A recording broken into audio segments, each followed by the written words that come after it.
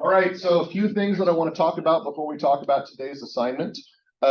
My plan is to try to make sure everything is updated and graded. I will. You probably can make a good assessment of where your grade is in this course just by looking at your grades on the quizzes and your assignment performances. I'm not going to say that I'm going to grade the most recent assignment, the analytical tool comparison assignment over the weekend. I've got auditing exams to grade over the weekend, and we know it takes priority to make them on. But I will try to get them updated quickly. I suspect that with these assignments that you all have been doing that are a little bit more interesting and require a little bit more creativity and analysis, that you're going to perform really well. I was very happy with the alternate assignments, and I expect that these last two assignments will perform similarly well.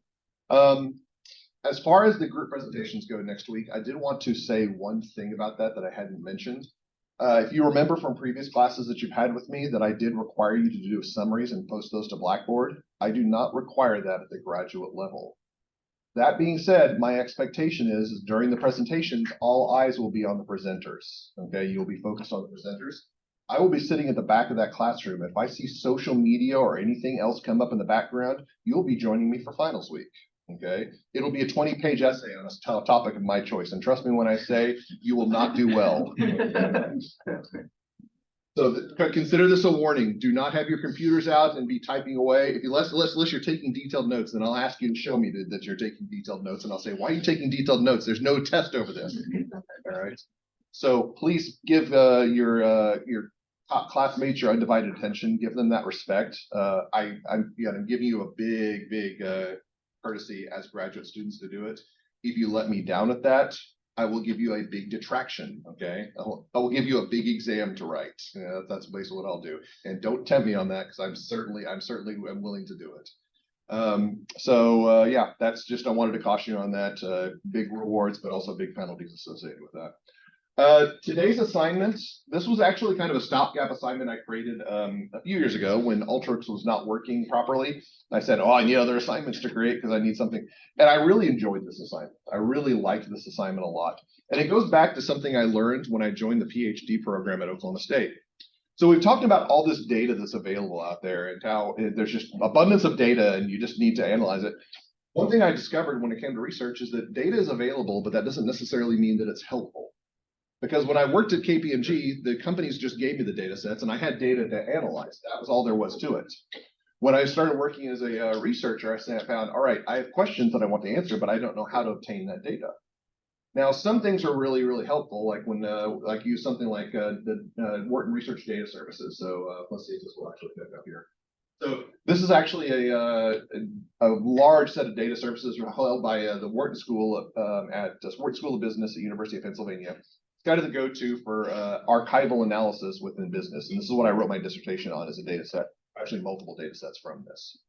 That being said, Truman State does not have access to it because it costs a lot of money to have access to this information. It is a privileged item. It's really, really cool, but it's also very expensive. So when I do research nowadays, I have to go through a little bit more creative endeavors. And I started doing some looking at this, and I said, what are some things that I can utilize that I can come up with that will actually allow me to do more data analysis, either formal or informal, that are interesting? And I found this article that was written about 4 years ago about the best 3 open data sources you can use.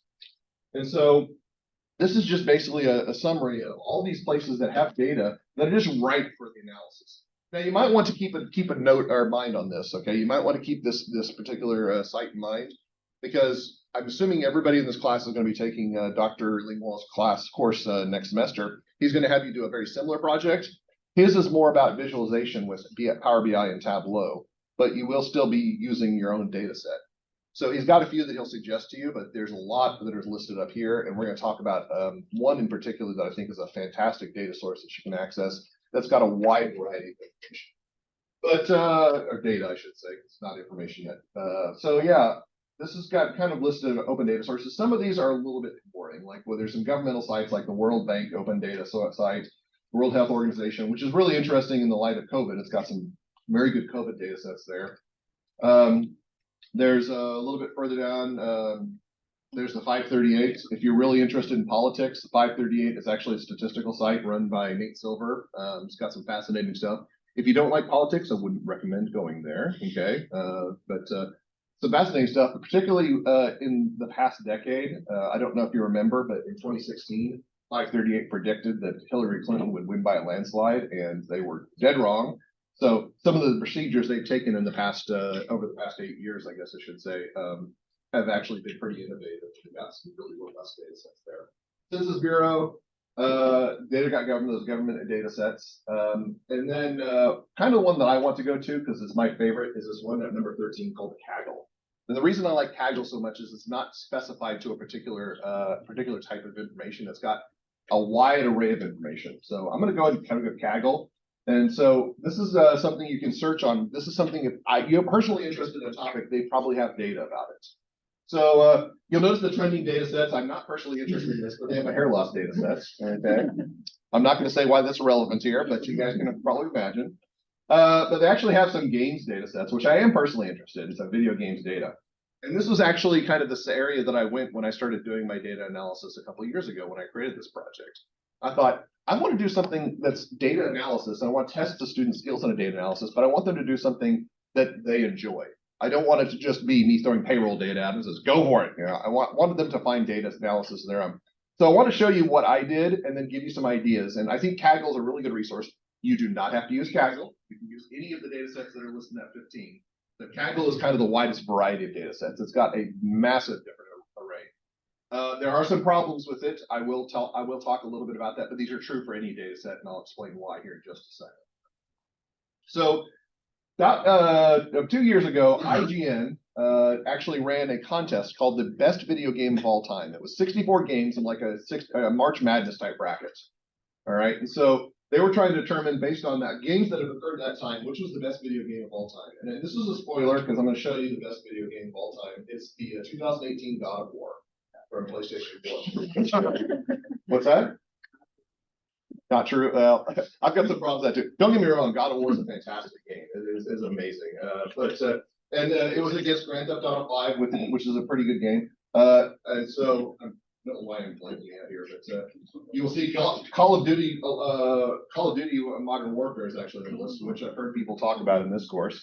It was beaten by Grand Theft Auto San Andreas, which is surprising to me because that's like a 20-year-old game. So very interesting analysis. I do not think that this is the most scientific method for doing this type of analysis. And so I decided I wanted to try to do something because I noticed some things in the data that really just bothered me, okay? The first one had to be a recency bias. If you look in the top 16, most of them have been occurred over the past 20 years, okay? So the early part of the century, or early part of the millennium, there were very few that actually came from before 2000. I think the only one in the top 16 that actually came from before 2000 was Super Mario Brothers 3. And so Super Mario Brothers 3 right over here, which is deservedly so. Super Mario Brothers 3 is an icon, but there were some other ones that really kind of threw me for a loop. And so I'm going to share this with you. You may hear me griping a lot about this, and that's fine because I get to gripe. It's my class. So one that I found here is like we have Chrono Trigger and Burnout 3 Takedown. Now I've never played Burnout 3 Takedown. It's a racing great game, and I've heard it's very, very good. Okay. I did some research on it, and it was a qualifier for the Video Game of the Year back in 2004. Fantastic driving game. It's considered to be kind of the icon of all driving games. It was up against Chrono Trigger, and you're going to say, well, Burnout 3 obviously wins that. I think that a lot of people had played Burnout 3. This is kind of my gripe. I don't think a lot of people had played Chrono Trigger, because Chrono Trigger is probably the best JRPG of all time. And if you look at some lists, it's actually been listed as one of the best games ever made. So that was a reason why it was listed as number 3 in the list, and it actually got beaten here. And so that one was kind of problematic to me. And I thought that was kind of an example of the recency bias I was talking about before. Like there was another example of this that I thought was interesting, Legend of Zelda Ocarina of Time. By the way, if you've never played that game, you've never played Ocarina of Time, that's one that's worth going back and playing, because that's like the predecessor of all the kind of the role-playing games. But it was against Skyrim, and that was kind of hard to ignore that Skyrim would beat that one. I mean, Skyrim is just kind of iconic. Here's one that really, really bugs me. Here's one that really bugs me. And this is kind of the problem with the comparison between video games. Civilization 4 was up against Assassin's Creed Black Flag. What? Now, don't get me wrong. I actually enjoyed Black Flag. It's considered to be one of the best in the Assassin's Creed series. Okay. Is it as iconic as Civilization? Not even remotely, okay? The problem is that there are only certain people who actually play Civilization, like people like me. Most other people is like, okay, I would play I play Civilization, Dr. Barnes, but I really want to have a social life, okay? The good news is I don't have a social life, so I can go ahead and play Civilization. So yeah, and there's a few of those that are just like that throughout. It's really hard to compare. So I decided I wanted to look at the data and see if I could do a little bit more in-depth analysis. And here's the bracket competition, and you can kind of see what they did here. They had a list of what the ratio was and whether they won. And I did something, and now I'm going to say this is not technically correct, because if you get on my back, I'm going to say you're absolutely right. Technically, what I did is not a quartile ranking, but I did what I called a quartile ranking. Because a quartile ranking would be like, first quartile is 25%, second quartile is the next 25%, so on and so forth. I did 4 tiers, but they're not, I called them quartiles, but they're not effectively quartiles. So I basically said if they lost in the first round, they fell in the first quartile, which that's half of the video games lost in the first round. So, and then I said if they lost in the second round is the next tier. Third, they lost in the third round, and then anything that fell in the top 8 was given a 4th quartile ranking. So that was one of the things that I did, but I noticed that they actually had additional data on each of these games. Okay, they had some information on whether it was multiplayer, free to play, how many versions there were, the year they came out. Then they had some really good, ways of evaluating. They had critic score, user score, and the total number of units sold. Which again, I thought we could utilize this to do a little bit more robust data analysis. And I decided, all right, let me do the same type of quartile analysis with critic score, user score, and total sold. And that's what I did. I broke it down and I said, all right, if they're in the 4th quartile or higher, then they're a high performing game. If they're a lower tier, they're a lower performing game. And so this was kind of a way that I could measure the games on multiple axes rather than just the top 64 or the 64 ranking to see what is quote unquote the best game of all time.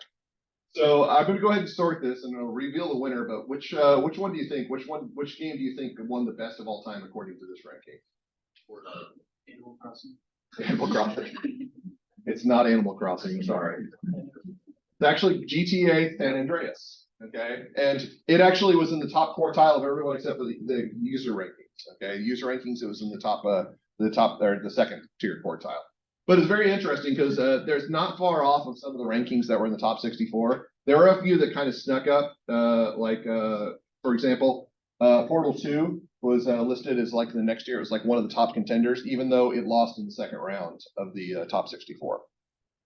So that was kind of one of the analysis I did, and I thought that's kind of interesting.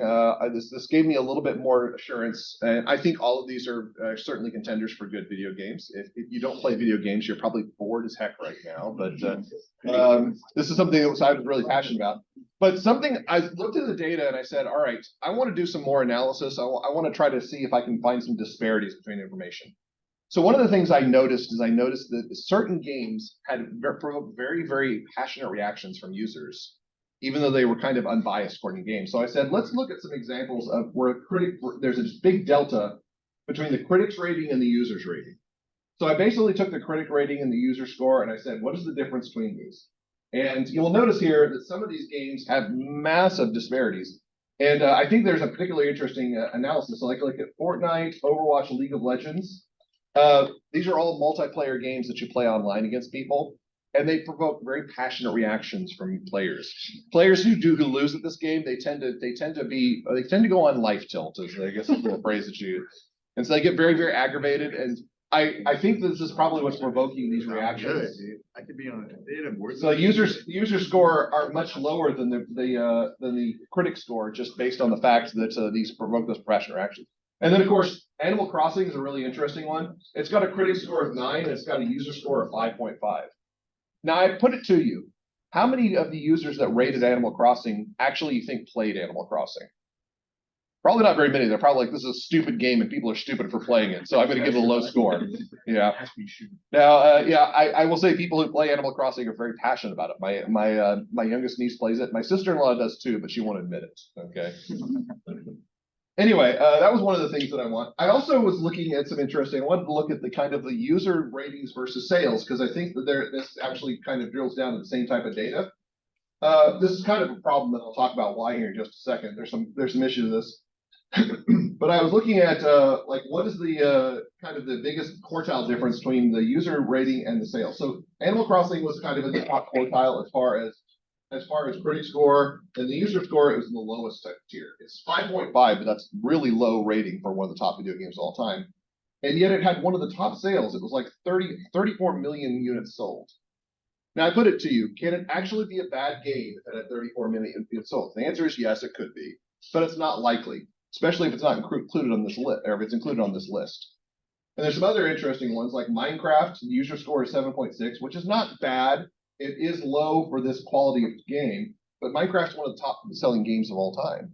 So there's some interesting disparities with that. I guess the last one that I wanted to do is I wanted to see, okay, what is some problems with the data set? And we're going to talk about a few problems with the data set. One thing I noticed is because it's a publicly available data set, there were some inconsistencies. There was data that was absolutely wrong. Like when I was doing the bracket competition, this was coded in. You will notice it was coded in to say, all right, let me go back. It would look at the matchup and it would say, all right, if the one on the left won, then it's a 1. If the one on the left lost, then it's a 0. That was the way that they determined if it was a win. And that was actually pretty straightforward. And so I started doing my analysis and I noticed that when I was doing VLOOKUPs, I started getting NAs and I said, that doesn't make any sense because I know this game's on the list. What happened is the person who was coding this in, or the individuals that were coding this in, coded a lot of these incorrectly. And so I had to go back and fix these myself, which that's one of those lessons you find out is when you're working with public data, some of the data may not be as clean as you'd like. Also, there's some problems with the data itself in the fact that some of the information is not going to be relevant for the analysis that I ran. So I was curious what were the lowest selling games in terms of the total units sold, all right? And this was kind of just a list. I said anything that was basically less than 1 million units sold. And notice that there's actually several of these that have zeros next to them. Does anybody know why they have zeros next to them? So one of them I think is Hades, which was a fairly new game when this came out. Okay, Hades was released I think in 2021, right before that. So it didn't have sales data, but some of them are free to play, like Apex Legends and League of Legends. Those are free to play games, so they don't have any sales. So that is a flaw in my analysis. Is that if I use that as one of my rankings, I can't actually fairly analyze those particular games. There's also data problems. So this one got me hot under the collar because, again, I'm a Civilization player. It said there was only 180,000 units sold, which I will tell you, I went to Wikipedia and said, oh, there's 3 million units sold. Okay, that's wrong. So some of the data, again, was not entered correctly or was based on information. I honestly think that maybe they overlapped with the Journey, because Journey actually did have about 180,000 units. And then Civilization had 3 million.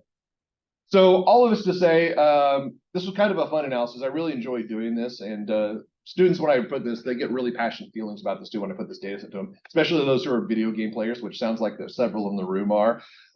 So this is the kind of thing that you can do with data analysis that makes it fun. So this assignment, basically what I want you to do is I want you to go to one of these data sources and I want you to pull some data. And I would like it to be a fairly robust data set. Yeah, if it's only like 2 or 3 observations, that's not good. I would like you to have minimum of 50, and I say minimum of 50 because mine was 64 observations. Technically, I'd like a minimum of 100, but that would be hypocritical since I only did 64 observations. There are some things you need to note. For all your observations, you need to have multiple attributes or multiple characteristics. So it just can't be an observation and then one characteristic. Like if you wanted to do a sales analysis of video games, you have to have other items other than sales analysis. So you need to have a data set that's got multiple attributes. Like in this case, it was like critic score, user score, total sales, different dimensions that you can analyze your data set on. You can do the analysis in any format that you want. If you want to do Excel, that's fine. It may be a little bit easier to manage the data because these are non-traditional queries. You may use IDEA or Alteryx if you like. Whatever you want, the sky's the limit. You can do that. And then I want you to perform 3 queries of your choice on the data. And I'm not going to tell you what type of queries to perform because this, again, it's going to be a unique data set, so your queries will depend on what type of data you're looking at. But the idea being is I want you to try to identify some meaningful information or ask some meaningful questions of the information you're looking at and see what you can come up with. There's a lot of different areas that you can do this on. Obviously, I talked about Kaggle's got a wide array. There's some sports websites that have got good data sets. A lot of people are into the sports data. I think my last year when I was doing this, like half the class did sports statistical data, which was great because they had some interesting questions and then some interesting results. Whatever personally interests you, see if you can find something that's data on that. You don't have to just identify one area. I would like this to be something that you kind of take into heart and find some good results and actually enjoy the process. But what you're going to do is you're going to write a report summarizing your procedures, which again is just those 3 queries and results. You don't need, please do not upload your data to Brightspace. I did not update the wording of that, unfortunately. But you can include screenshots of your report to validate your results. You can also include visualizations, but that's not required. All I basically want is I want you to come up with 3 meaningful queries that show that you put some thought and time and thought into this about how you're going to look at the data and something that's interesting as a result. And again, this has been a lot of fun when I've done this in the past. Some people have gone really, really deep. Again, sports analysis are really good. I had one student that did different wine types of analysis.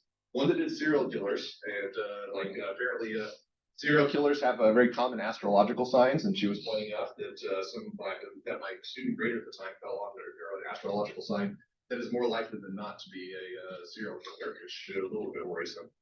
So yeah, there's some good. I've had some really good reports on this, and I would like to continue that trend. So again, I encourage you to do something that's fun for you guys. I'm going to.